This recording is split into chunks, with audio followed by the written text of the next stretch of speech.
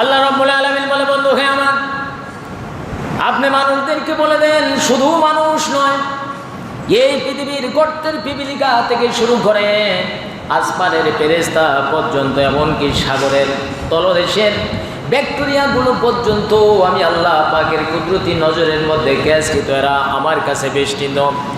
এমন কোনো মাখলুক নেই যাকে আমি নিয়ন্ত্রণ করি নাই।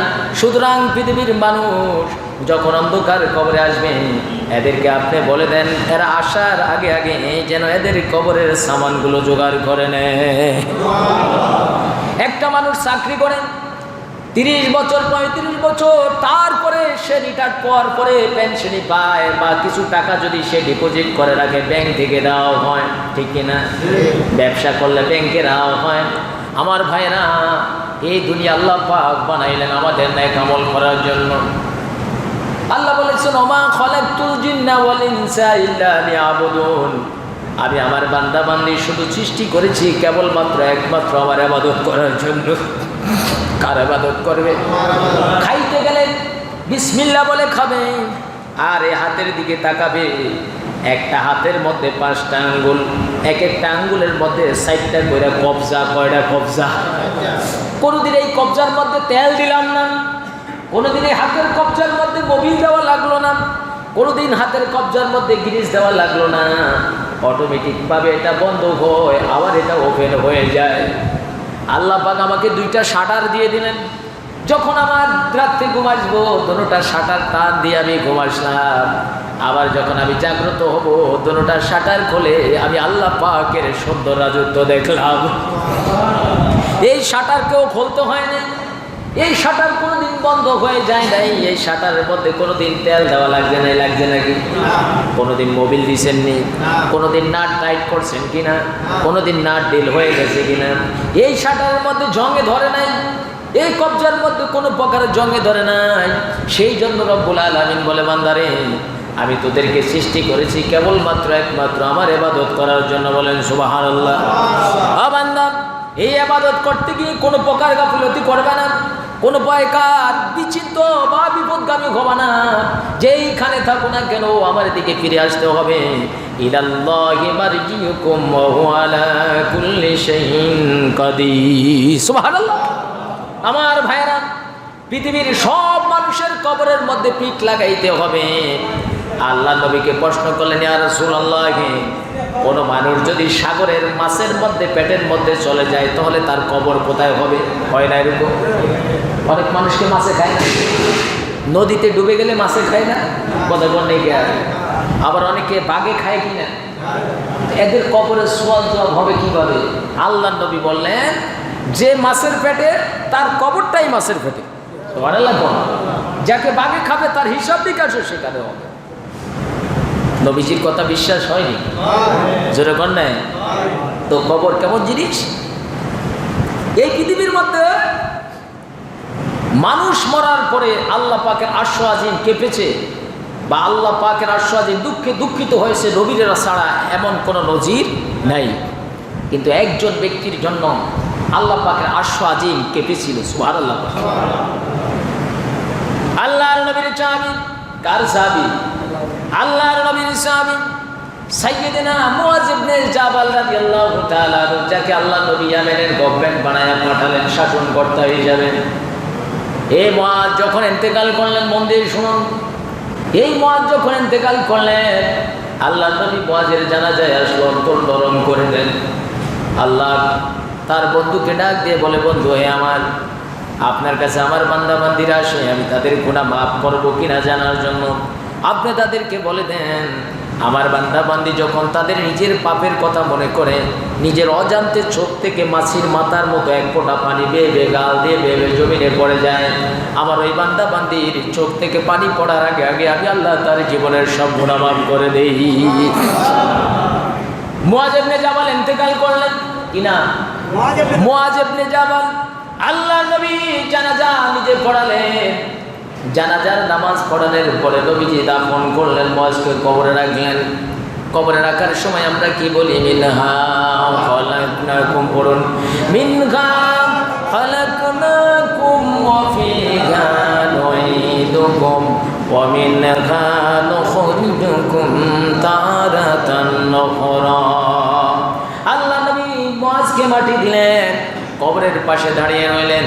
40 কদম আসার পরে ফেরেশতারা মুআজের সাথে কি ধরনের বিহেভ করে, আচরণ করে নবী দেখার জন্য আল্লাহ নবী ছোট্ট বাচ্চার মতো কেঁদে দিলেন। আল্লাহু আকবার বলেন। নবী কেঁদে দিলেন। নবীজির চেহারা মোবারক, চোখ মোবারক দিয়ে পানি বেয়ে বেয়ে, গাল মোবারক বেয়ে বেয়ে নবীজির জামা মোবারক ভিজে গেল। সাহাবারা নবীজির সাথে কেঁদে দিলেন। আল্লাহ নবী কিছুক্ষণ পরে কান্না বন্ধ হওয়ার পরে সাহাবীদেরকে বললেন, আমার সাহাবীরা রে, তোমরা কেন কান্না করো না? নবী আমার বলেন, সাহাবীরা বলেন, ইয়া রাসূলুল্লাহ, আপনি কেঁদেছেন সেই জন্য আমরাও কাঁদলাম। নবী কাঁদবে, উম্মত হাসবে, এটা উম্মত হতে পারে না, ঠিক কিনা বলেন? ইয়া রাসূলুল্লাহ, আপনি কান্না করেছেন সেজন্য আমরা কেঁদেছি। নবী আবার বলে, সাহাবীরা রে, আমি যে কি জন্য কাঁদিছি এটা কি তোমরা জানো?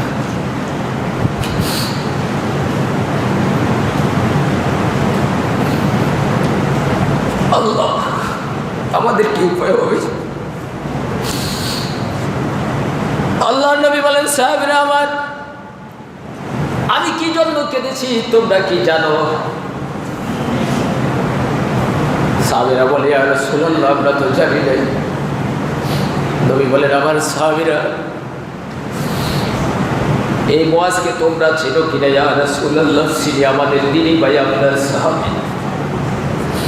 নবী আমার বলেন, হাযাল্লাযী তাহাররাকা লাহুল আরশ। ও আমার সাহাবীরা, এই মুআজের ইন্তেকালের সঙ্গে সঙ্গে, মুআজের ব্যথায়, মুআজেরকে ভালোবেসে আল্লাহ পাকের আরশ আজিম কেঁপেছিল। সুবহানাল্লাহ।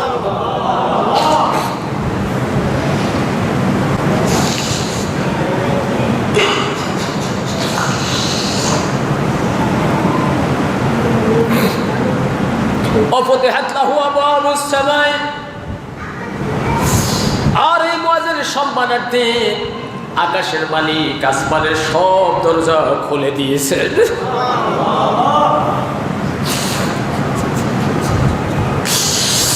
ও, আমাদের কি উপায় হবে রে ভাই? ও আমার সাহাবীরা, এই মুআজের জানা যায়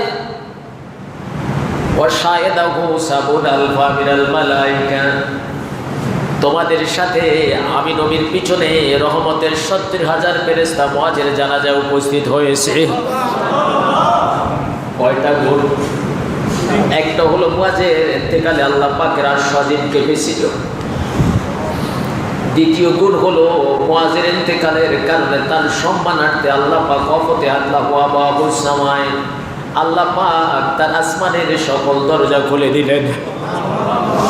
3 নম্বর মুজিজা হলো মুআজের বুজুর্গি হলো, কেরামতি হলো, তার সম্মান হলো। ওয়াশাহিদাহু সাবুনা আলফা মিনাল মালায়েকা। আর এই মুআজের জানাজায় আল্লাহ পাকের রহমতের 70,000 ফেরেশতা উপস্থিত হয়েছে।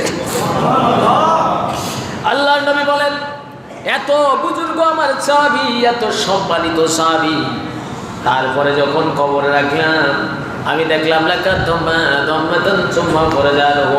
আমি দেখলাম মুআজকে কবরে রাখার সঙ্গে সঙ্গে কবরের মাটিগুলা 2 দিক থেকে মুআজকে সাফা দেওয়ার জন্য খুব দ্রুত চলে আসলো।